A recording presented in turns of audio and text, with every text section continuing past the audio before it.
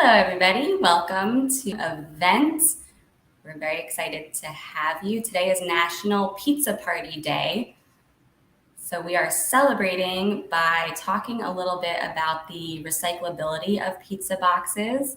And I am very excited to introduce a special guest today, Michael Arcieri. He is a recycled commodity trader from Newport CH International. So Michael has worked in the recycling industry for almost 15 years. He, during that time, traveled extensively throughout the country and around the world for the purpose of connecting buyers and sellers of recycled commodities. He has had the honor of working and learning from many of the top industry experts throughout his career, and Michael serves on the board of the New Jersey Paper Recycling Association. He is a regular speaker at the Association of New Jersey Recyclers, and he also speaks at multiple industry events every year. He's a graduate of the University of Vermont and a native New Yorker. He currently resides in South Carolina with his wife, his daughter, and his dog.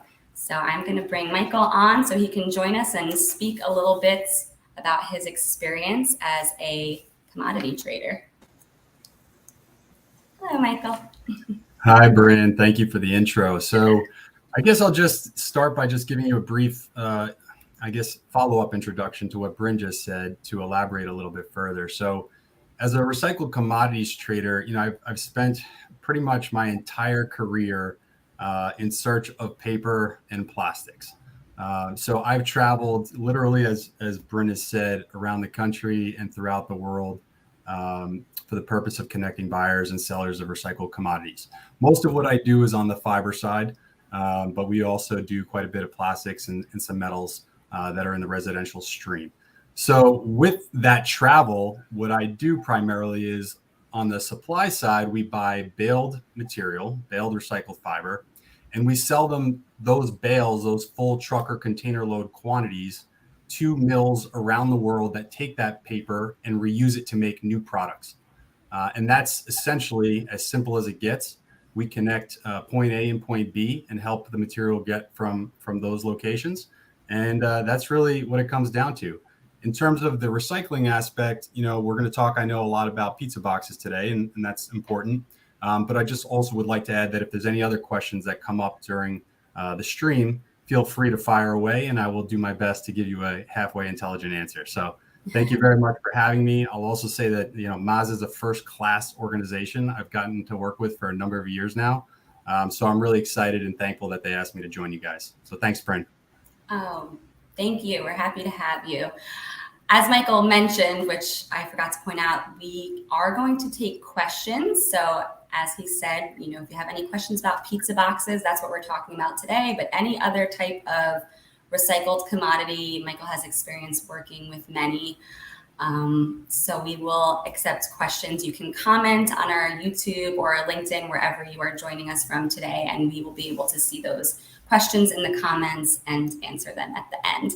But before we take questions from you guys, I have a couple questions for Michael. I know that throughout the past 2 years, when we began accepting the recycled material from Monmouth County residents and Atlantic County residents at Mazza Recycling, we have opened our doors to residents, municipalities, town officials, schools, different organizations through our Greener Tomorrow education program. We are learning new things every day when we walk back there and show people how the material recovery facility operates, the different technologies involved.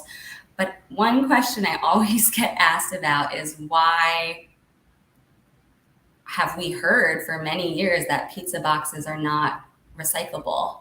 And I would love to hear your perspective on that, Michael. Yeah, sure, Bryn. So there's been an enormous amount of testing that's been done by paper mills on pizza boxes. And I can tell you unequivocally that pizza boxes are absolutely recyclable. So that, to me, is really not debatable. The next question, though, that comes after that is, okay, does my recycling facility, does my municipality accept pizza boxes? Now, every company, both public and private, every municipality can choose whether or not to accept certain items. So you always need to check with those before you put it in the recycling bin. From a recycling perspective, yes, they can be recycled, and I believe they should.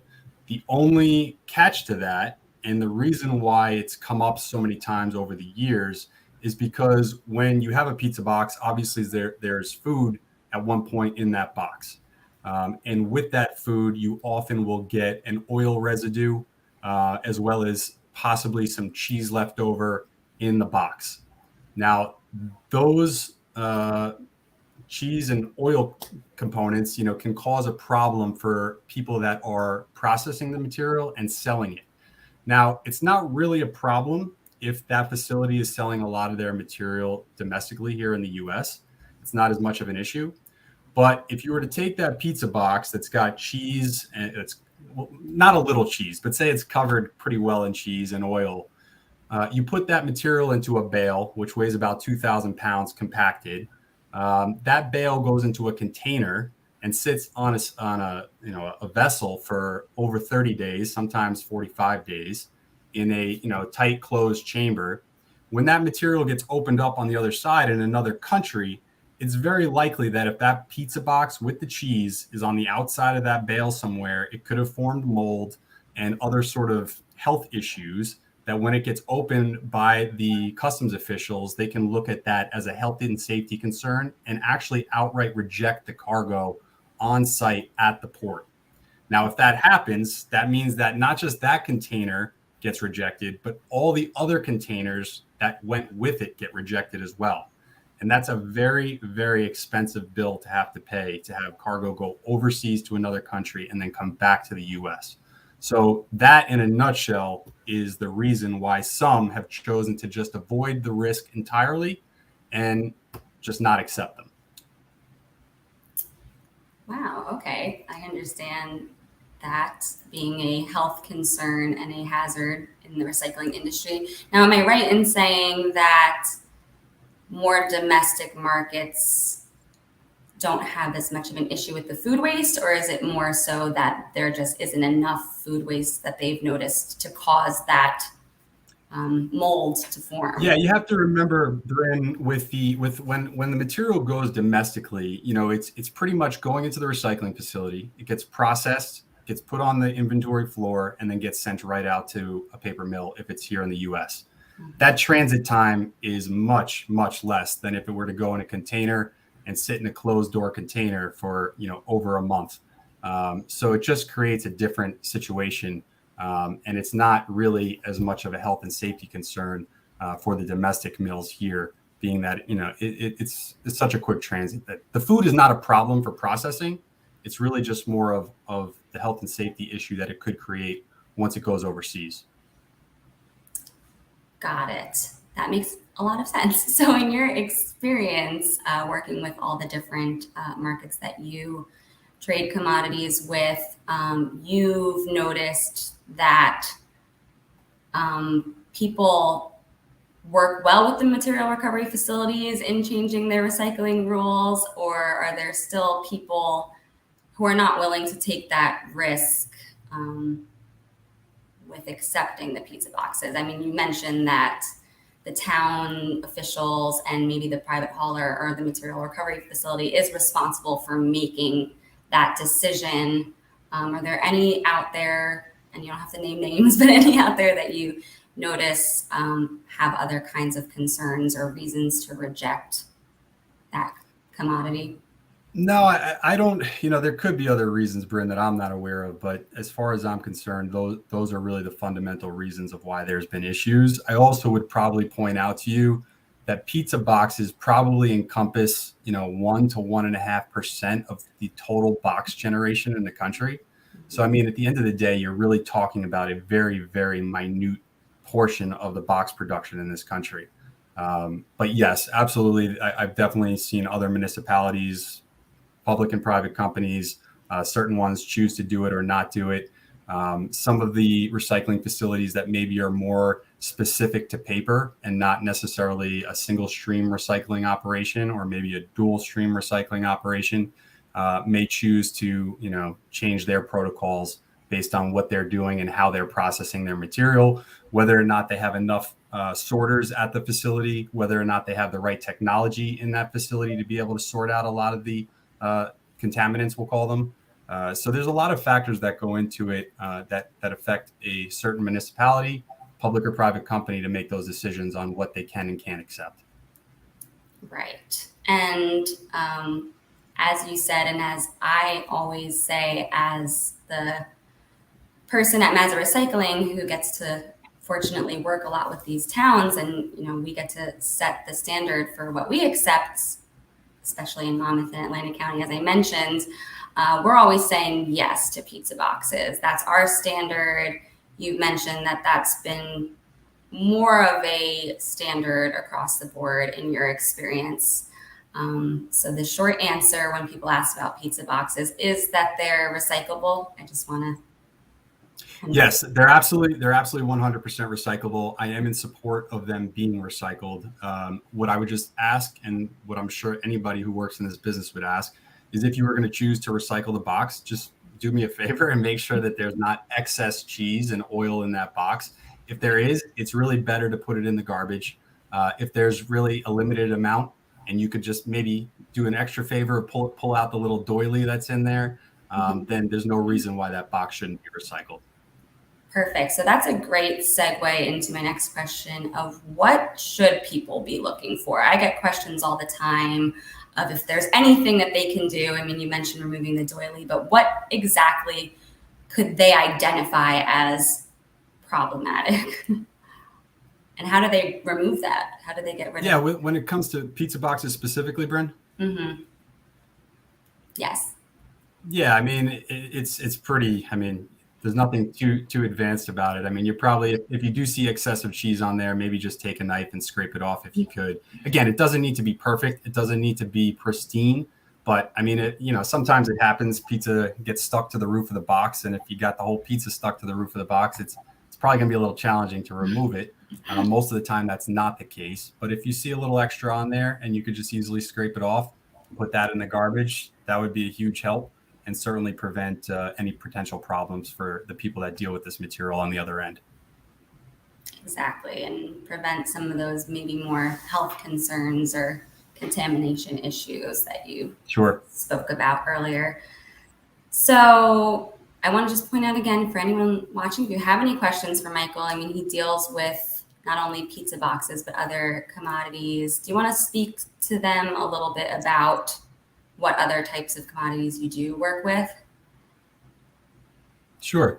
So, aside from, connecting the buyers and sellers, as I mentioned, I spend a lot of time in recycling facilities such as Mazza, understanding how they process material, again, the types of technology that are being used today to process recyclable material. I see at the end component of it, which is the mills, the paper mills that reuse it to make new product. And, I think it's helpful sometimes to understand exactly what happens with this paper when it gets overseas. And from a contamination perspective, because we're kind of touching on that a little bit, there are other ways in which it can negatively affect the overall situation and view of recycling. Because if the facility that's processing the material isn't adequately able to remove, the types of contamination in recycled fiber, we'll speak to for now, when it gets overseas, it does create problems, even if it does get through customs officials. So, for example, if there's a lot of plastic contamination, for example, in a waste recycled fiber bale, that plastic contamination has to go somewhere. And we can't always necessarily control what happens with that contamination once it gets overseas into the paper mill. So it's always important that someone like myself, a trader, understands how the material is being processed here in the U.S. They're comfortable and confident with the facilities they're working with, because they're really relying on them to make sure that they're making a clean, as clean as possible product that can be shipped overseas. That's not going to cause any additional problems down the road for anybody else. Great point. We're coming up on about 15 minutes here. I definitely want whoever is watching to ask questions while we have Michael here. He is a wealth of knowledge in the industry, but we don't seem to have any now. So I, Michael, have a personal interest in that process and some of the technology that you mentioned. I mean, I know you're speaking a lot about how different people have different standards based off of the technology, what they're able to process, maybe how many workers they have, how much tonnage they could collect, potentially, I would imagine. So I personally am interested in, what does that process look like? The pizza boxes we can talk about first, and then maybe some other materials too, of what is a more efficient way that you see them being able to clean and reduce that contamination once it leaves our facility. Sure. So I'll always say, Bryn, that it always starts with the inbound feed. Okay. The cleaner the inbound feed is, the easier it is to process that material. When I say clean, that means only the materials that are allowed to be recycled at that facility. And of course, if possible, avoiding any excess moisture that could be in those recyclable materials. Because once the material is wet, specifically paper, not so much on the plastic side, it really creates a lot of difficulty for the material recovery facilities to process it adequately the way the systems are designed to run. So I see a lot of times when I drive around neighborhoods, people do a nice job recycling, but they leave the bin wide open to be rained on. So the material essentially sits in water for a day or so. And is it still recyclable? Yes. Does it affect the MRF's ability to process that material? Big time. A lot of times, if the paper's too wet, it's just not able to go through the system properly, and will end up getting disposed of sometimes because it pulverizes once it runs through all the mechanical components. In terms of the recycling facilities, and again, Brent, if I'm going off topic, please let me know, but I'm just going to kind of run through it if it's okay. Yes, please. So in terms of the recycling facilities, these facilities spend millions and millions of dollars trying to find and put in the top of the line, most advanced recycling equipment they can. So we're moving into an era, which I'm sure everybody's aware of, artificial intelligence, machine learning, and all that stuff. And so we're starting to see, for the last couple of years, robots be entered into the recycling facilities, which still have a very long way to go. There are pieces of equipment called optical sorters that are actually able, it's almost like a computer eye that's able to identify pieces of recyclable materials coming down the line and be able to shoot bursts of air on those specific commodities to put them in different directions on the system. That's a very effective way of doing things. Of course, it's hard to replace a manual sorter. And I'll tell you, as time has gone on, I've seen recycling facilities and municipalities find it very difficult to find employees for those jobs. It's not the most glamorous job, of course, and these people work very hard. And it's also, it can be dangerous too. Another reason why it's very important to be careful about what you're putting in a recycling bin, because at the end of the day, there are other people that have to process and hand sort this material. And of course, if you put something in that's dangerous, you're really just putting somebody else in harm's way. So anyways, once it gets through that process and all the various commodities get separated out, the plastics, the paper, the metals, all that stuff, again, it ends up at a paper mill overseas. And I'll just briefly touch on that component because I don't want to bore everybody. But once it gets over there, basically what happens is the bales of paper get unloaded.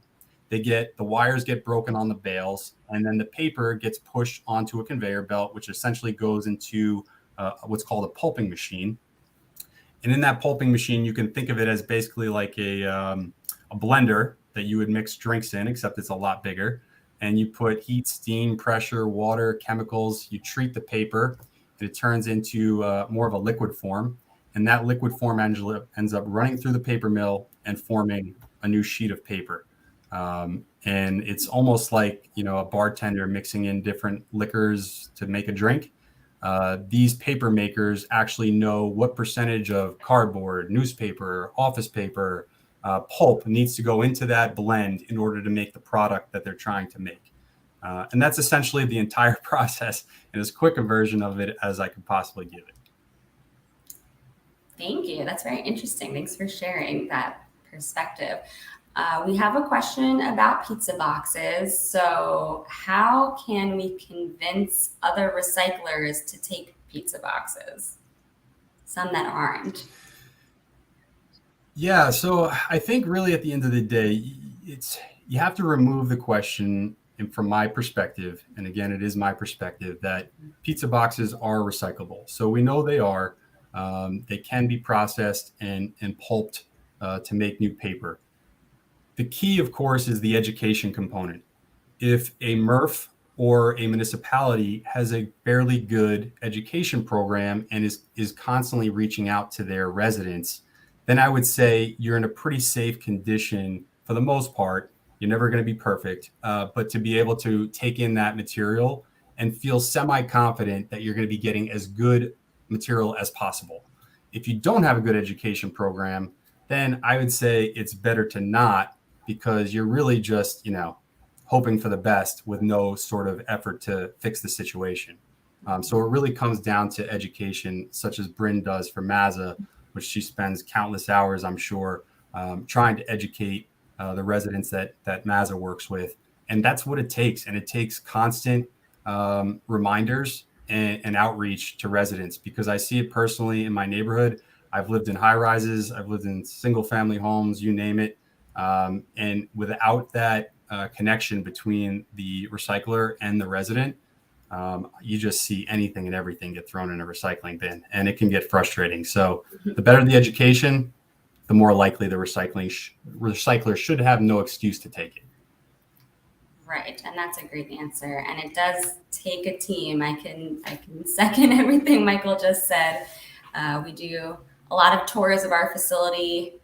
We send out a lot of messaging that we try to be as clear and concise as possible, that yes, pizza boxes are recyclable, but we are fortunate to get out there and interact directly with a lot of the residents and be able to set that standard. So I think the convincing does come when every stakeholder and every party involved gets on board and tries to send the same message. There's way too much confusion out there, different messaging, and I think the easiest way to answer that question is exactly how Michael just said. Try to get everyone on the same page and educate as much as possible. Another question we have from the audience, from Eileen: why do we need to send paper overseas? Is it cheaper than processing it here?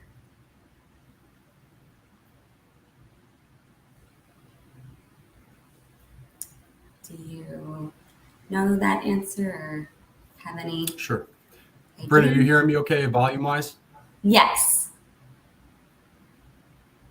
Yes? Yes, I have a little bit of a delay on my end. I hear you. So I could take a pretty good stab at that one. Okay. So in terms of why the material sometimes ends up overseas, which is often, okay, good. Why the material ends up overseas is, and okay, good. I think I have a little bit of a delay, but I'll just keep going unless you want to interrupt me. Go ahead.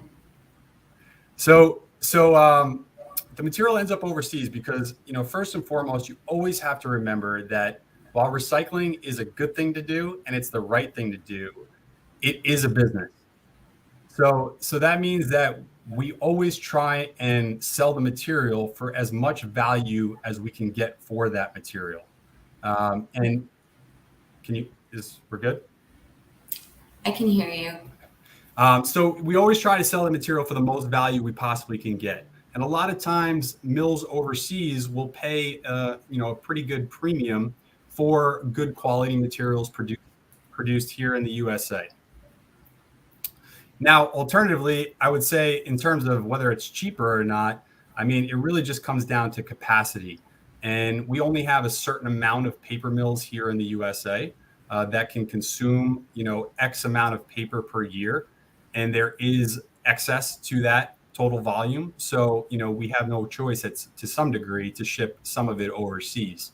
But again, it's really in terms of a capacity issue, in terms of what the mills here can process from a volume perspective, but also in terms of value. And that's why the recycling facilities such as Mazza work really hard and spend a lot of money to make their products as clean as possible, because then they can sell it for the most amount of money possible because of how much hard work and effort they put into processing it. Right. And, like Michael said, it is a capacity issue, a volume issue as well. We have to keep in mind that if there were more paper mills domestically that we can ship to prevent some of the travel time and, molds issues and things like that, we would definitely do our part to make sure that it stays domestic. So that was a great question. Thank you, Eileen. A question about plastics. So I guess we're steering a little bit from the pizza box topic, but do you work with, what different grades of plastic do you work with? Is it anything, it could be a PET, polypropylene, which is the number 5 plastic, LDPE, anything? Can you speak a little bit about the different types of plastic? Yeah, so I'll caveat this by saying that paper is more my specialty than plastics, but I will tell you though that in terms of what my company and what we purchase all primarily the grades of plastic that get processed in a single stream or dual stream recycling facility. So whether that's PET, high density color bottles, natural bottles, polypropylene, LDPE, the shrink wrap, aluminum, tin. Those are the primary ones that we deal with. But then, of course, there's always what we'll call oddball grades of plastic that range, enormously in scope that we also will often buy and sell. But that gets a little bit more tricky in terms of, connecting suppliers and end users. But there's almost everything can be recycled. It's a matter of, again, transportation costs, which would sometimes affect the facility's ability to process material and recycle it properly, and also value. How much can they get for that material if they were to process it? So again, it is a business and it is a capitalistic society. So I don't fault anybody for that. Right, exactly. A lot of factors at play there. Well, I really appreciate your time, Michael. We're coming up on a half hour here and there's no other questions from the audience. So if there's anything else you'd like to add, feel free. I just want to thank you so much for being part of this and for helping send out the message of not only pizza boxes, but some other very valuable, wonderful, recyclable materials. If there's anything else you'd like to add, please do so on the pizza box side or anything else that you want to send the audience away with today. Thank you so much, everybody. It was a pleasure to be here with you guys on this Friday. I have my daughter's 2nd-year-old birthday to look forward to tomorrow, so you're sending me off to the wolves, so to speak. But in any event, I hope I was helpful. I hope I answered some questions that you might have. If you do ever have any further up questions, feel free to reach out to Bryn, and I'm always available to her to answer any questions that she might get from you all. So thank you very much for your time. I hope everybody has a great weekend and keep recycling those boxes. Yes, thank you for saying that. Thank you for being here. Enjoy your daughter's birthday party. Everyone who's listening, I just, subscribe to our YouTube channel, follow us on Instagram, Facebook, LinkedIn, all those social channels for more recycling tips. And as Michael said, feel free to reach out to me. I'm happy to help. Thank you for being here again. I can't tell you how much we appreciate it. And we're happy to continue working with you, Michael, and sending this wonderful message out there. Thank you all for coming. Thanks, Bryn. Everybody have a great weekend.